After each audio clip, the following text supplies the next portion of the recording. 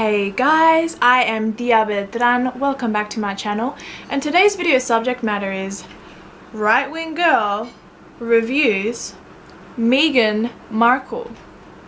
Everything right and everything wrong with Meghan Markle. So let me begin with everything I love about Meghan Markle. Aside from the fact that she's incredibly beautiful, she is also incredibly educated. So prior to entering into the Hollywood scene, she actually went to Northwestern University. This is a top tier university. It's probably not considered among the same league as Harvard, you know, and Princeton and Brown and Yale, but it's certainly a very well sought after university. And the fact that she studied there, she studied international relations and theatre. You ever studied law or went to college or anything? I did go to college. I went to Northwestern University. That's the big one. Well, thanks. My parents were happy with the choice. Yeah, no, it's I don't know that one. No. But that doesn't mean anything. I didn't even go to college. What did you study at college? I double majored, theater and international relations. Upon acquiring her master's and graduating from this course, she actually spent some time in Argentina, in Buenos Aires, where she worked for, I don't know how long it was, but it was a significant amount of time because it was enough for her to be able to learn Spanish. Dijiste que firmarías esa carta. Me mentiste. ¿No lo hice? Sí, lo hiciste. Yo te dije que te ayudaría. Eso no fue lo que quisiste decir y lo sabes. Tú estabas muy raro en esos días y ahora me estás mintiendo. ¿Rachel? Hoy no. Entonces, ¿cuándo? Porque siempre hay una razón, un secreto, una historia, una mentira.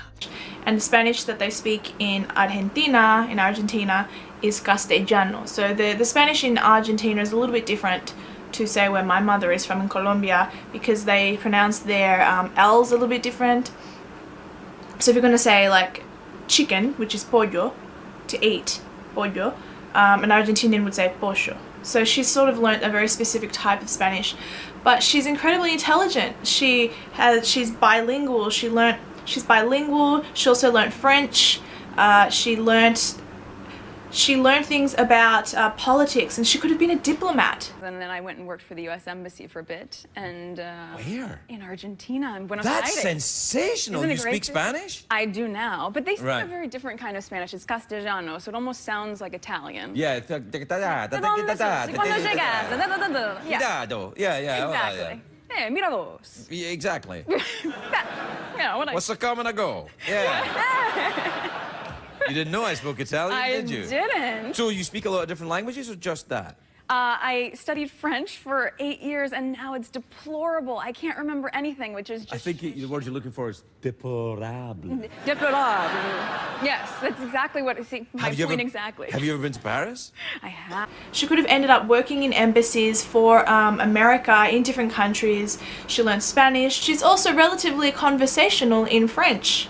And I think this is worth admiring. It's a fantastic trait when anyone, male or female, wants to go to university, finish a degree, and then try and make that happen. And I think that is absolutely something worth admiring, is her education.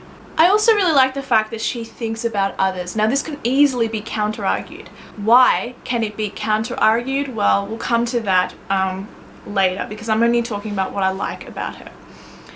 She seems to be genuinely interested in people. She seems to really enjoy her work with the UN. Now, the United Nations in itself is a company I do not approve of.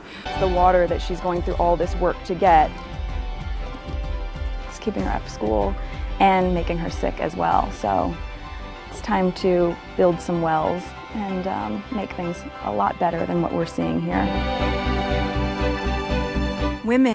But for those people who aren't particularly aware or alert or are very much around and surrounded by the mainstream, majority of people would assume and would believe that the UN is there to assist. The UN is there to help people.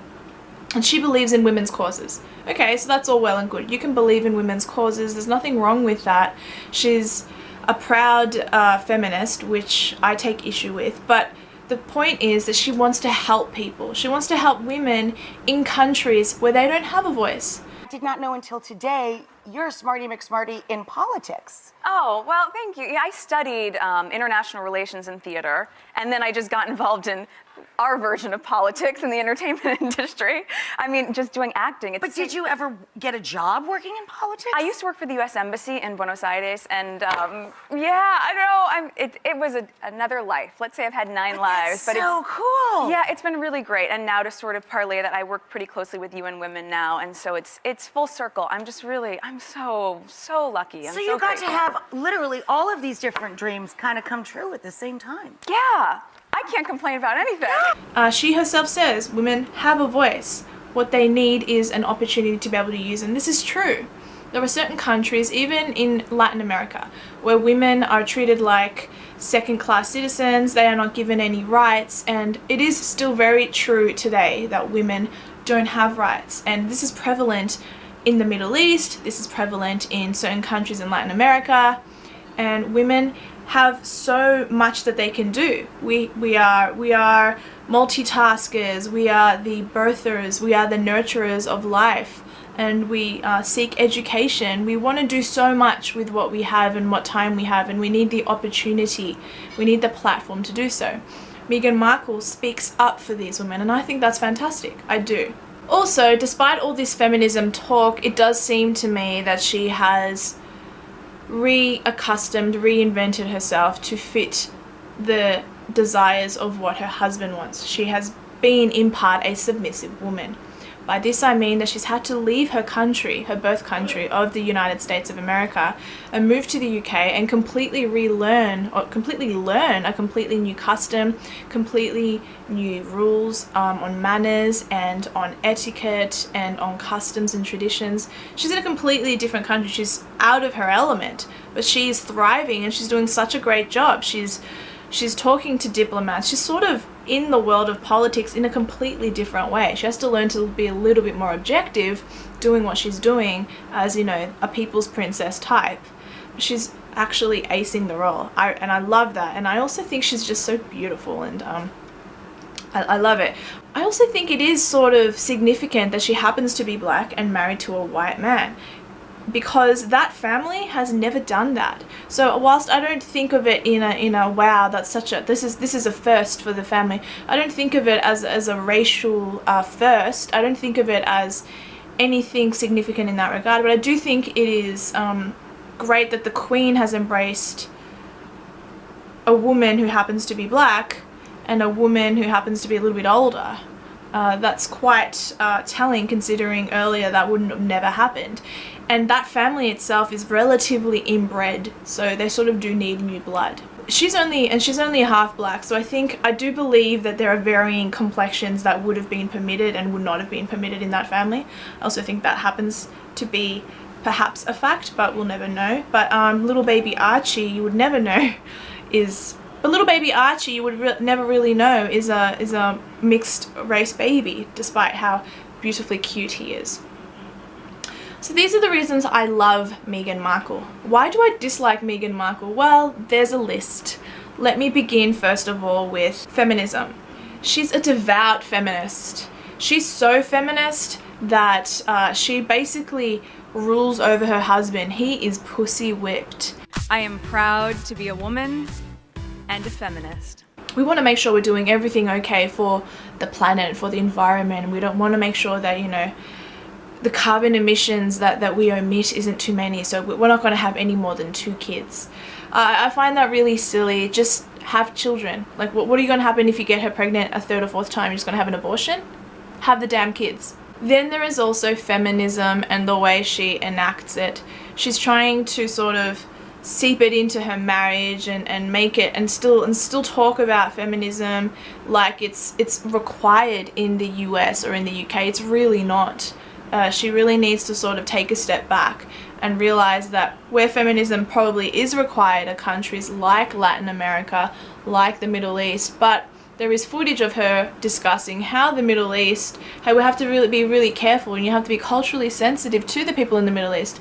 So then what's the point in being a feminist, Meghan Markle, if you're going to defend countries in the Middle East and say, well, we can't really speak that way because, you know, it's a very particular situation that's going on there, and so, you know, let's be culturally sensitive. No, don't be culturally sensitive.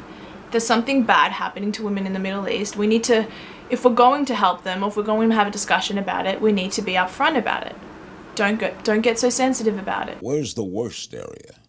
What country would be the worst in the area of inequality? I would guess Saudi Arabia or the... Well, I mean, I think that it's all relative to where we're talking about, and what's challenging when you ask a question like that is that you have to take into account the cultural context, right? Yeah. So when you're looking at places that have a dual legislation and a legal system that's looking at, yes, the government, but also a religious law, there are certain standards that are quite different. So to say the worst is challenging because I don't want to put that judgment on some things that certain cultures are comfortable with, but in terms of women feeling certainly disabled to have the same rights, yes, Saudi Arabia would be a strong one to mention. She also, as kind as she is to the people, and I believe that, there seems to be a lot of problems being caused. They're having a revolving door of nannies and other staff members. What is up with that?